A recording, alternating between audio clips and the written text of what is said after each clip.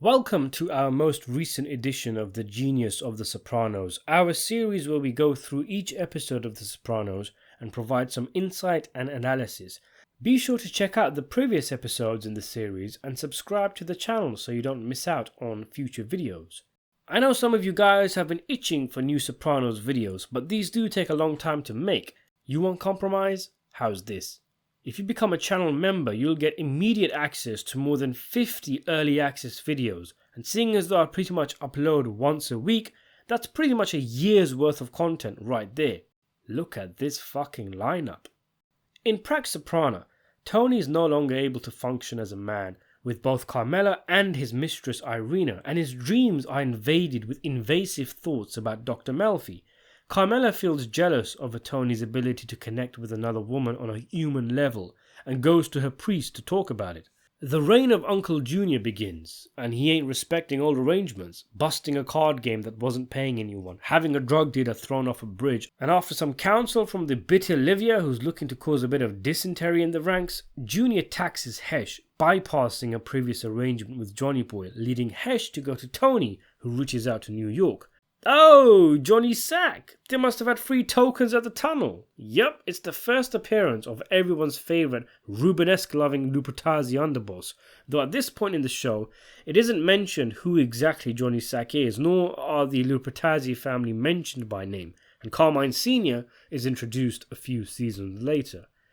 I've always remembered Pax Soprana as a solid enough episode, but with a really strong ending. In fact, I associate the words Pax Soprana with that terrific scene at the end with the mobsters coronating Junior and the feds doing their thing. It's the first thing I think of with this episode. The name is a riff of Pax Romana, referring to a 200-year or so period of peace and prosperity in the Roman Empire, which began with Augustus and ended after the reign of Marcus Aurelius. Its relevance in the show comes up with Tony using his love of knowledge and history of Augustus to try and advise Junior to ease up on his methods. But Mr. Magoo doesn't quite get it. Instead, metaphors of Roman emperors are tossed aside in favour of a joke about horny bulls to get the point through Junior's thick dome. The title also, of course, relates to Tony's calculating manoeuvre to allow Junior to become boss, to facilitate a period of peace, and we can also say it relates to Tony and Carm's newfound peace and reconciliation after some testy scenes with each other. Where College was something of a standalone episode, Pax Soprana picks off the threads of Meadowlands, with Vin Makazian continuing to spy on Melfi, even being instructed to steal her car so Tony can get a guy to fix it. After spending time with Tony's daughter in the last episode, we get more of an insight into the other four women in his life, his wife, his mum, his gourmand and his therapist, who've all started to blur into each other in Tony's subconsciousness. Only a few episodes ago, Tony dreamt Melfi turned into his mother, and in this episode, Irina and Carm both become Melfi.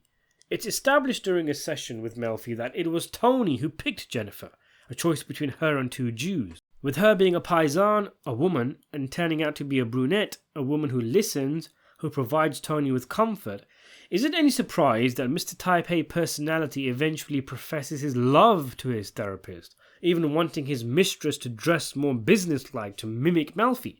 But Jennifer rebuttals him, reminding him that it's her job to listen, and it's likely he is seeking the kind of comfort and gentleness from her that his mother never gave him. As she says, maybe you're dialoguing with the women in your life when you talk to me. There's clearly a desire in Tony to gain something more from the women in his life. He doesn't have deep conversations with his wife, preferring to watch TV with ice cream resting on his belly. Her nagging has probably given Tony a mental barrier in that department. Tony and Carmela's fight in Whitecaps comes to mind, with Carm screaming, "I'm here! I have things to say." But for whatever reason, perhaps because he doesn't value Carmela as an intelligent person, he chooses not to engage with her in that way, instead treating her as someone he's chosen to procreate with, to quote the woman herself. Irina is a good fling, of course, but he gets bored, and she's unable to intellectually stimulate him. It's only really Melfi who's able to satisfy this desire in him. But the great irony is that, much like the gourmands he sleeps with, Melfi's company is also something he's paying for. But he's that much of a sucker, he's had that much neglect from his mother, that just a few therapy sessions from his doctor is enough for him to declare his love for her. And this is, I might add, rather humorously in the same episode where Tony tells Carmela, "You're not just in my life, you are my life." Listen to him, he sounds demented. Tony is seriously cringe in that scene where he tells Melfi he loves her, acting like a child. She's providing some great insight into why he has a fascination with her and wants to ensure he understands, and he just sits there mopingly retorting, "Yeah, you don't love me. Oh, poor you." He sidesteps the real issue, just like he initially blames the lack of erectile action on the Prozac. It's worth of note that Tony tries to flip the script on Melfi by asking her, "Why do you have me as a patient?" When they discuss him choosing her as a psychiatrist, she doesn't answer, has a faint smile as she looks him up and down, and we cut to another scene. It's telling that she does enjoy Tony's company to an extent, whether that be simply because he's an interesting person, she can have a voyeuristic window into the violence of the outside world she says she is cut off from, or because she feels an element of safety around him, which would of course be amplified after the events of the episode Employee of the Month. The mob storyline, Junior's reign causing everyone agita, is pretty good in this episode, with 3 standout scenes. The capos all discussing the downsides of the new reign, the sit-down in which Hesh, Johnny Sack and Tony outmaneuver Junior unbeknownst to him, and Junior getting fitted for a suit, where in a rare instance he genuinely comes off as badass. Oh, really?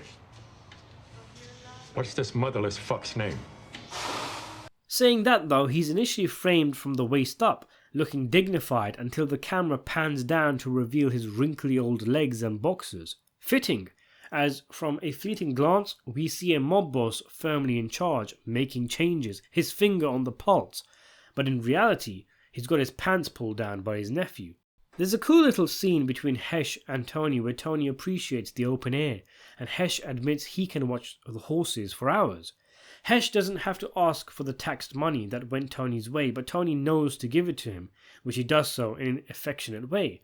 The scene makes a nice bookend to the one between Hesh and Tony in Season 6, Chasing It, where Tony owes Hesh money and Hesh does ask for it, and it triggers Tony, who lashes out, and ultimately this issue derails their friendship. Both scenes are something of an inverse. Even the setting, with the latter taking place in Hesh's cold, dark house as opposed to this beautiful environment. And watching the 2 scenes, it really hits home how Tony's behaviour and his relationships with his associates devolves over the course of the show.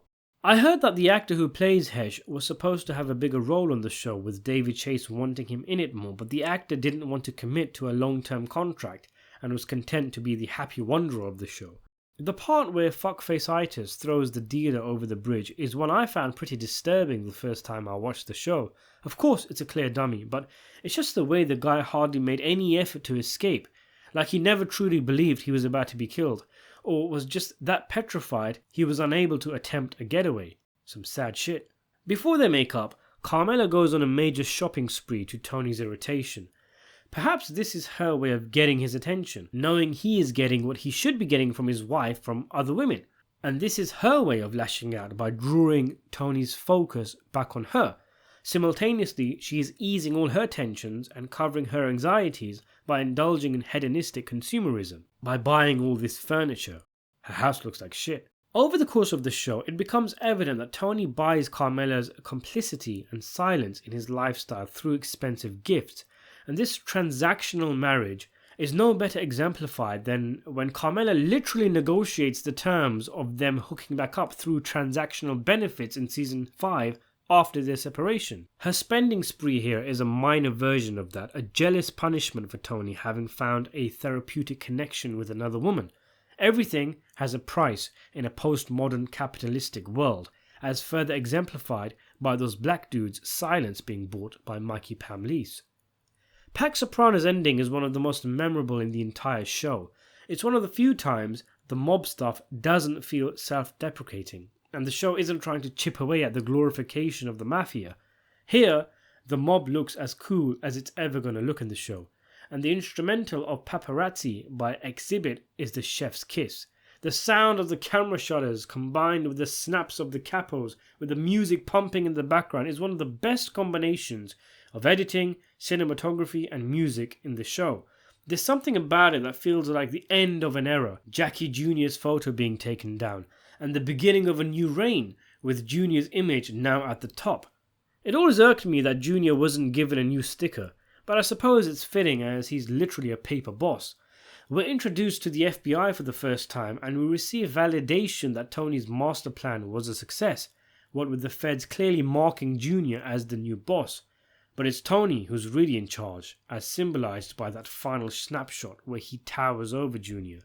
A lot of scenes hit different after you've already finished the show. This one takes on something of a sinister vibe, not just because they live their lives constantly being watched, but when you look at the guys who got individual snapshots, Jimmy, Ray Curto, Johnny Sack, Larry Boy, despite this being a family, the scene of power that this scene evokes, where were they all by season 6? All of these guys ended up talking to the feds in one way or another, and apart from Larry, they are all dead.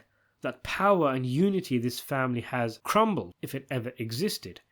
Perhaps it was just as flimsy and fake as this coronation dinner for Junior is, with most at the table being fully aware they're simply pushing the old man into the position of a lightning rod. The name of the song, Paparazzi, is an interesting choice, because in a manner of speaking, that's what the feds are being here. Paparazzi, taking photos of these wise guys without their permission. One could even go further and say that as the pop rap melody is taken from a Gabriel Fauré composition from the 1800s called Pavan in F sharp minor, the song is not the real thing, it's a farce, as is this entire dinner, as Corrado is no real boss. So there you have it. What is your take on Pax Soprana? Let me know in the comment section below. Subscribe to the channel and thanks for watching.